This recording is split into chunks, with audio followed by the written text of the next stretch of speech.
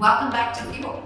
Today we have the opportunity to focus on the first element in RevJen's framework, which is revenue model. RevJen used Mark Fulop's 7 principles for building a nonprofit revenue model as a foundational element in the way that we approach and work with you on your revenue model. And for Mark Fulop, creating a revenue model is the process of thinking about the potential universe of funding accessible to your organization and making strategic decisions about preserving, increasing, and/or expanding revenue streams with the highest potential of working within the constraints of your organizational capacity. And that's the work that you and your leadership teams need to do to build revenue capacity. So our revenue model process has 3 steps. The first step is to analyze your current revenue model profile. We first have you take an honest and thorough and slightly investigative look at where your money comes from today and analyze it with questions about where's the risk and where's the vulnerability. Sometimes teams discover that one income stream might be fully or majorly dependent on 1 or 2 funders. And while that can be okay, it creates a level of risk and vulnerability that you may have an opportunity to address. Often the way that we work with organizations to address that is to institutionalize that relationship, to pull the relationship a little bit closer to the organization and introduce a few more people to partner in that relationship. The other thing we often find organizations have to work through is the idea of operational capital and growth capital.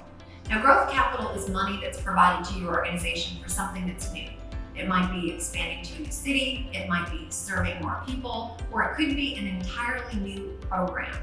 That's dollars the funder gives you for new. Your operating capital is dollars provided and dollars to be used to pay the bills that happen each and every month. The bills that you know that are going to come in, salaries for your employees, rent, and all of those pieces. We sometimes see organizations commingle, take those dollars and put them into the same bucket, which can create challenges both for knowing what you're using to fund which pieces, as well as reporting back to your funder. So that's a piece that we like to work with organizations on to get clarity and to make it simpler to know where the money's going. Step 2 is to assess your revenue model using PIE. Now, PIE is our acronym for preserve and increase, and then and only then expand. The idea is that we want you to look at your revenue model and look for opportunities to increase and take what you already do well and leverage it before we diversify. So here's an example. We worked with an organization that came into Fuel thinking that they needed to focus on grant funding. When we asked about their biggest revenue challenge, that was it. We need more grants.